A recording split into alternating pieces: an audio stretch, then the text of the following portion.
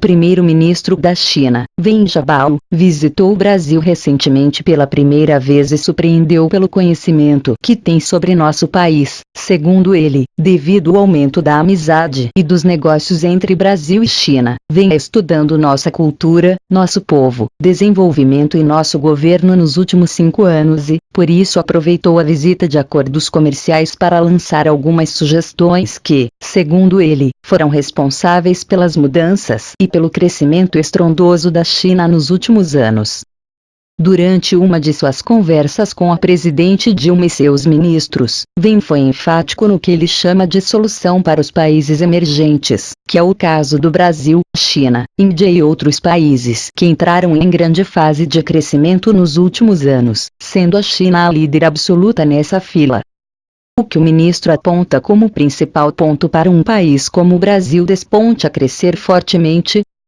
Mudanças imediatas na administração do país, sendo a principal delas, a eliminação de fatores hipócritas, onde as leis insistem em ver o lado teórico e não o prático e real de suas consequências, sendo que, para isso o país terá que sofrer mudanças drásticas em seus pontos de vista atuais, como fez a China nos últimos 20 anos, sendo os 10 principais os que se seguem. Primeiro, pena de morte para crimes hediondos comprovados. Fundamento. Um governo tem que deixar de lado a hipocrisia quando toca neste assunto. Um criminoso não pode ser tratado como celebridade. Criminosos reincidentes já tiveram sua chance de mudar e não mudaram, portanto, não merecem tanto empenho do governo, nem a sociedade honesta e trabalhadora merece conviver com tamanha impunidade e medo. Citou alguns exemplos bem claros. Maníaco do Parque, Lindeberg, Suzane Richthofen, Beira-Mar, Elias Molucco, etc. Eliminando os bandidos mais perigosos, os demais terão mais receio em praticarem seus crimes. Isso refletirá imediatamente na segurança pública do país e na sociedade, principalmente na redução drástica com os gastos públicos em segurança.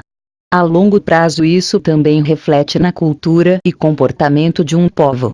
Segundo, punição severa para políticos corruptos. Fundamento.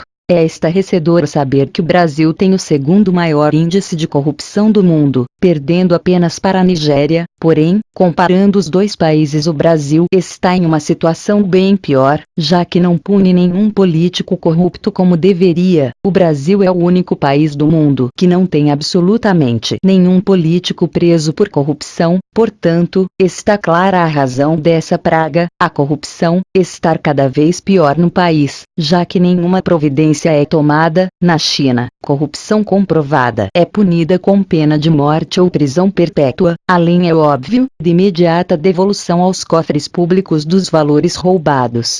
O ministro chinês fez uma pequena citação que apenas nos últimos 5 anos, o Brasil já computou um desvio de verbas públicas de quase 100 bilhões de reais, o que permitiria investimentos de reflexo nacional.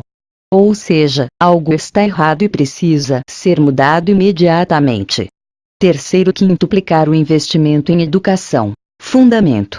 Um país que quer crescer precisa produzir os melhores profissionais do mundo, e isso só é possível quando o país investe no mínimo 5 vezes mais do que o Brasil tem investido hoje em educação. Caso contrário, o país fica emperrado. Aqueles que poderiam ser grandes profissionais acabam perdidos no mercado de trabalho por falta da base que deveria prepará-los. Com o tempo, é normal a mão de obra especializada passar a ser importada, o que vem ocorrendo a cada vez mais no Brasil, principalmente nos últimos 5 anos, quando o país passou a crescer em passos mais largos.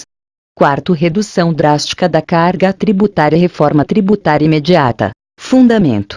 A China e outros países desenvolvidos como os Estados Unidos já comprovaram que o crescimento do país não necessita da exploração das suas indústrias e empresas em geral. Bem pelo contrário, o Estado precisa ser aliado e não inimigo das empresas. Afinal, é do trabalho destas empresas que o país tira seu sustento para crescer e devolver em qualidade de vida para seus cidadãos. A carga tributária do Brasil é injusta e desorganizada, e enquanto não houver uma mudança drástica, as empresas não conseguirão competir com o mercado externo e o interno ficará emperrado como já é.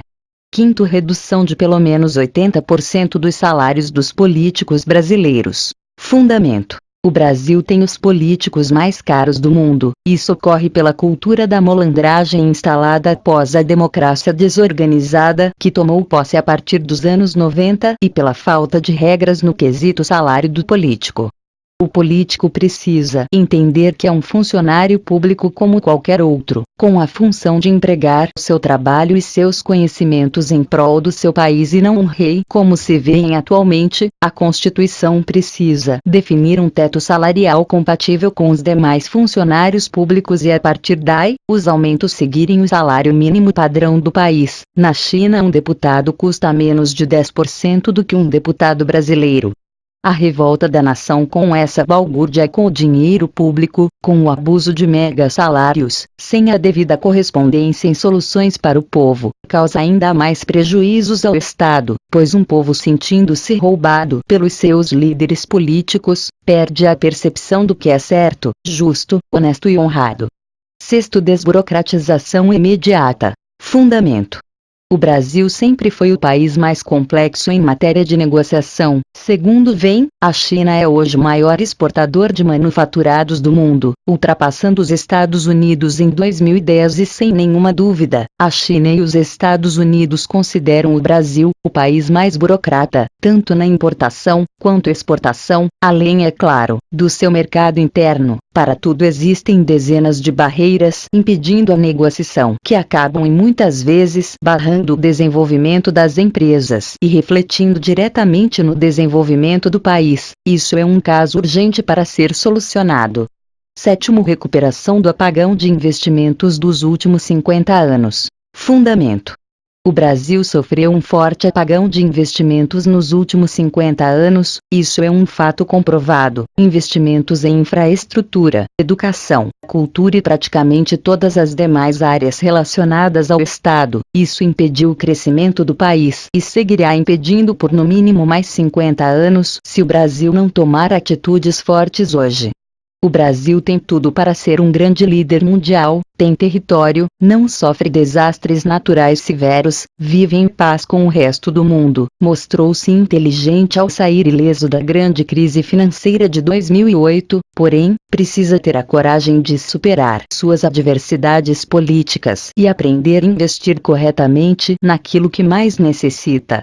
Oitavo, investir fortemente na mudança de cultura do povo. Fundamento: a grande massa do povo brasileiro não acredita mais no governo, nem nos seus políticos, não respeita as instituições, não acredita em suas leis, nem na sua própria cultura, acostumou-se com a desordem governamental e passou a ver como normal as notícias trágicas sobre corrupção, violência, ética. Portanto, o Brasil precisa investir na cultura brasileira, iniciando pelas escolas, empresas, igrejas, instituições públicas e assim por diante, começando pela educação patriótica. Afinal, um grande povo precisa amar e honrar seu grande país, senão é inevitável que a longo prazo, comecem a surgir milícias armadas na busca de espaço e poder paralelo ao governo, ainda mais, sendo o Brasil um país de proporções continentais como é.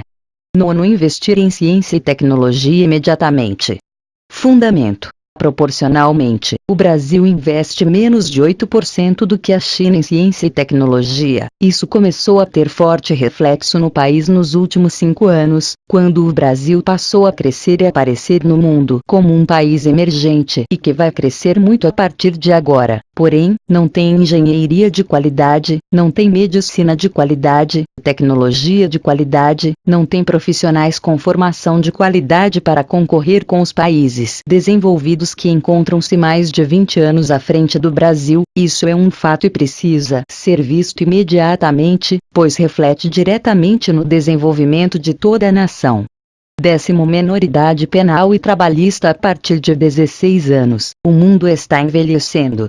Fundamento: O Brasil é um dos poucos países que ainda possuem a cultura de tratar jovens de 15 a 18 anos como crianças, não responsáveis pelos seus atos, além de proibi-las de oferecer sua mão de obra. Isso é erro fatal para toda a sociedade. Afinal, o Brasil, assim como a grande maioria dos países, estão envelhecendo e precisam mais do que nunca de mão de obra renovada. Além do que, essa contradição hipócrita da lei serve apenas para criar bandidos perigosos, que ao atingirem 18 anos, estão formados para o crime, já que não puderam trabalhar e buscaram apenas no crime sua formação.